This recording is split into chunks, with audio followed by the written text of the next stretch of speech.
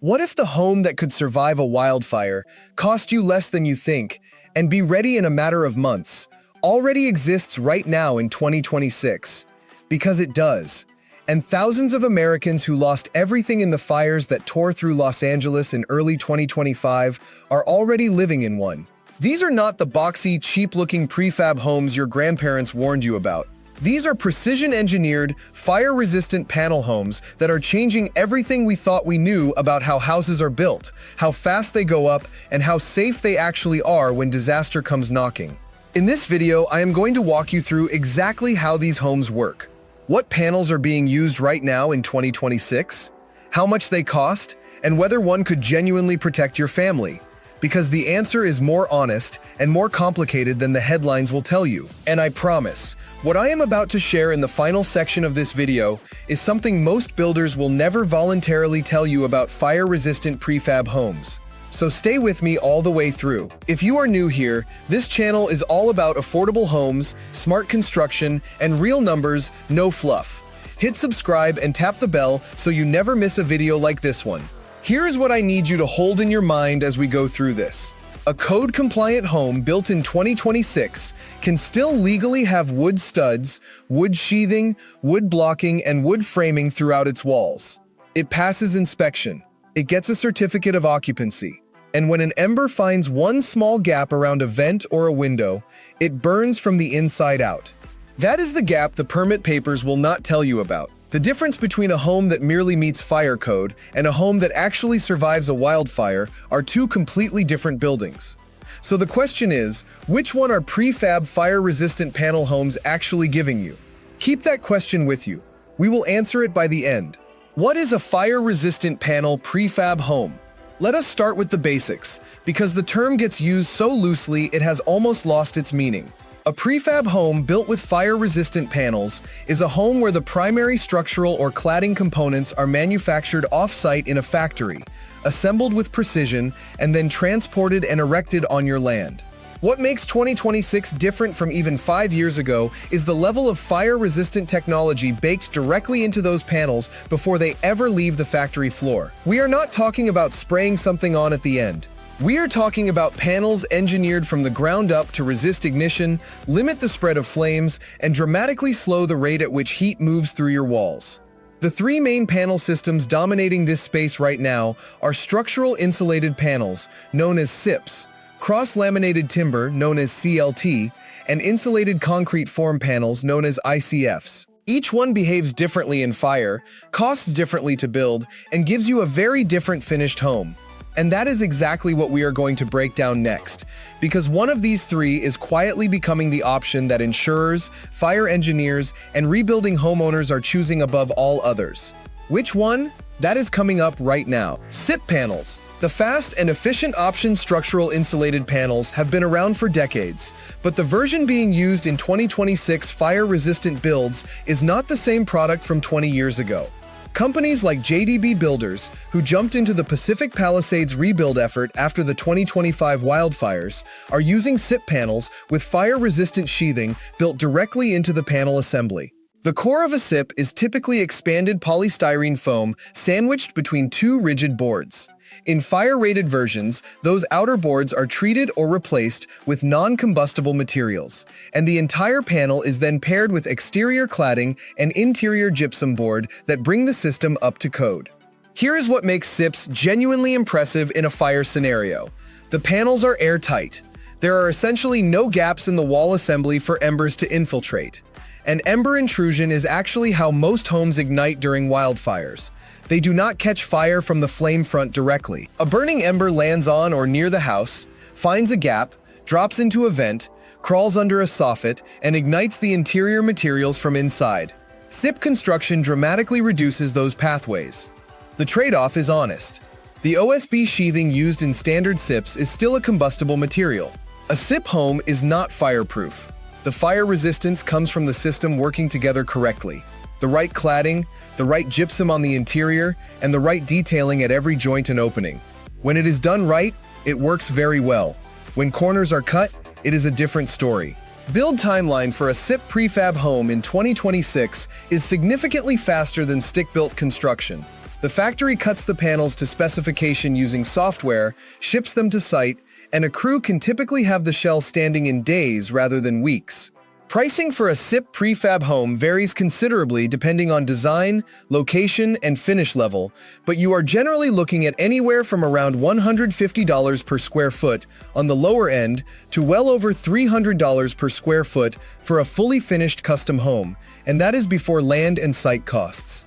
But here's the thing I need you to remember when we get to the section on what builders will not tell you. Speed and cost efficiency are only part of the story.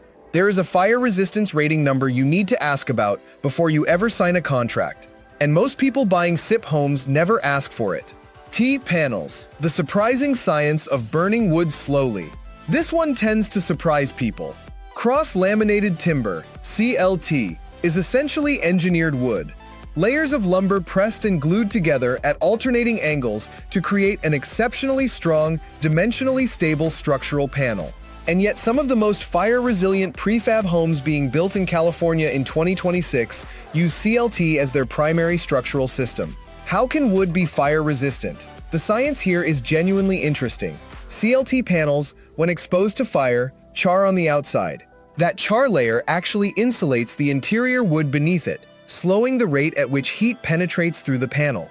Robotically fabricated CLT, which is what companies like Polyhouse are using in their builds, leaves no air gaps between the layers. No gaps means no airflow to feed a fire from within the panel. The burn rate of well-fabricated CLT panels has been measured at 7 to 10 times slower than the rate at which conventional wood stud framing burns. That is a meaningful difference. Polyhouse wraps their CLT structural panels with high-performing insulated metal panels on the exterior, adding another layer of fire resistance over the top of the charring protection the CLT itself provides. The aerodynamic shapes they design also reduce the surface areas most vulnerable to ember accumulation. The result is a prefab home that feels warm, natural, and architect-designed on the inside, while being engineered for wildfire survival on the outside. CLT prefab homes do come in at a higher price point generally. The material cost of CLT is higher than SIPs, and the precision fabrication required adds to that. But for buyers who want a high-design, structurally robust, and genuinely fire-resilient home in a wildfire risk zone, CLT is an increasingly compelling option.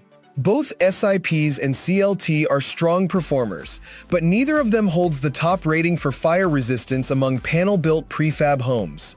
One system is quietly pulling ahead in the data, and it is the one most people overlook because it sounds unglamorous. That is next. ICF panels. The system that changes the fire math insulated concrete form construction is the one that fire engineers, builders working in high-risk zones, and now increasingly the insurance industry are pointing to when asked what actually survives. ICF walls use expanded polystyrene foam forms as the mold for poured structural concrete. Once the concrete cures, you have a wall that is essentially solid concrete on the inside, insulated on both faces by the foam forms, and then finished with whatever cladding and interior surface you choose.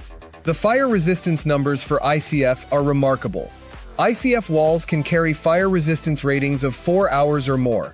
That means a fully involved structure fire can burn against an ICF wall for 4 hours before the wall assembly fails. For context, most wood-framed homes begin to experience structural failure within 30 to 60 minutes of ignition under severe fire conditions. ICF prefab homes being built in 2026 are bringing factory-built efficiency to this material. Forms are cut to specification off-site, shipped flat, snapped together on your foundation, and then filled with concrete on-site. The combination of factory precision and concrete performance is attracting attention from homeowners rebuilding after the 2025 Los Angeles fires, who specifically do not want a home that merely meets the new 2026 California Wildland-Urban Interface code. They want one that meaningfully exceeds it. The cost profile for ICF prefab builds has come down as the system has scaled. You are still generally paying a premium over standard wood frame construction, but the combination of reduced insurance premiums, energy efficiency from the thermal mass of the concrete walls, and the durability advantage over decades is shifting the financial calculation for many buyers. The honest limitation of ICF is weight and foundation requirements. Because you are working with concrete walls, your site engineering and foundation costs are higher. And ICF homes are not as fast to assemble as SIP or CLT panel homes, because the concrete pour and cure time is a step that cannot be hurried. But for buyers in verified high wildfire risk zones, those trade-offs are increasingly worth it. 2026 codes, insurance, and the real financial picture. Let us talk about something that matters just as much as the panels themselves. What is happening in the regulatory and insurance environment in 2026? Because it directly affects your decision and your budget. On January 1, 2026, California's Chapter 7A became Part 7 of the California Wildland-Urban Interface Code. This is now the governing standard for construction in high fire hazard areas in the state. It mandates Class A-rated roofing, non-combustible or fire-rated exterior cladding, screened and protected vents, tempered glass in windows and doors, and specific clearance requirements immediately surrounding the structure. This applies to new builds and to rebuilds on fire-damaged lots. Nationally, the Insurance Institute for Business and Home Safety has developed the Wildfire Prepared Home Program and its enhanced Wildfire Prepared Home Plus designation. These programs create standardized, measurable benchmarks for wildfire resilience that go beyond code minimums. Homes certified under these programs are attracting better insurance terms in markets where coverage has become increasingly difficult to obtain in fire risk areas. That last point is one of the most underreported parts of the prefab fire-resistant home story in 2026. In parts of California, Florida, and other high-risk states, homeowners' insurance has become genuinely difficult to secure and very expensive. Homes built with demonstrably fire-resistant panel systems, and especially those carrying recognized certifications, are being treated more favorably by the remaining insurers in those markets. For some buyers, the insurance math alone is beginning to justify the higher upfront cost of a fire-resistant prefab build over conventional stick frame construction. What builders will not always tell you this is the section I promised you at the beginning, and I want to be completely straight with you because this channel is built on honesty. Here is the thing. Fire-resistant prefab homes are a genuine advancement. The panel systems we have walked through today work. The science is sound. The builders doing it well are doing important work. But there is a sentence I want you to carry out of this video. A plan that meets fire code and a plan that meaningfully reduces your actual fire vulnerability are two different documents. Here is what that means practically. When you speak with a prefab builder about fire-resistant panels, you need to ask specific questions. What is the fire resistance rating of the wall assembly? Not just the panel itself, but the completed assembly including cladding, insulation, and interior finish. What is the ember intrusion strategy at every penetration, vent, window, door, and gap in the building envelope? Is the design submitted for any third-party fire resilience certification? And if not, why not? A home can be marketed as fire-resistant and use genuinely fire-resistant panels and still have a soffit detail that allows ember intrusion, or a vent screen that does not meet the current recommendations, or an exterior cladding choice that undermines the fire rating of the panel behind it. The weakest point in the fire protection chain determines how the house performs, not the strongest. The other thing you need to know is that location matters enormously. A fire-resistant panel prefab home in a densely built neighborhood where neighboring homes are conventional construction still faces ignition risk from radiant heat and brand exposure from burning adjacent structures.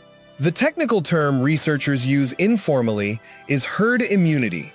When the whole block builds to a higher fire-resistance standard, the risk calculation changes for everyone on the street. One fire-resistant home surrounded by conventional builds is safer than a conventional home, but it is not as safe as a fire-resistant home surrounded by other fire-resistant homes. None of this is a reason to avoid fire-resistant panel prefab construction. It is a reason to go in with open eyes and ask good questions. So, where does this leave us in 2026?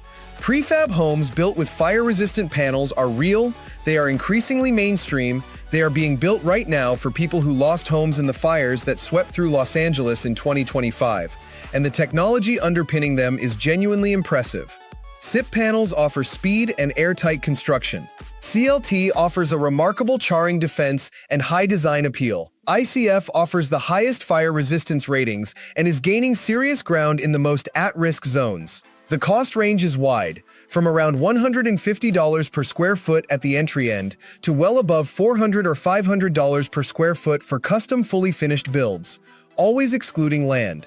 But when you factor in build speed relative to conventional construction, potential insurance advantages, energy efficiency, and durability over decades, the financial picture is more competitive than the upfront number suggests.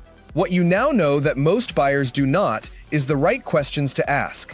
The difference between a home that meets code and a home that genuinely performs, and where the real vulnerabilities in even good fire-resistant builds can hide. If this video helped you think more clearly about your options, please give it a like. It genuinely helps this channel reach more people who are making real decisions about their homes. Drop a comment below with any questions or topics you want me to cover next. And if you want to see how these homes compare to conventional builds on total cost over 20 years, that video is coming very soon, so make sure you are subscribed so you do not miss it. I will see you in the next one.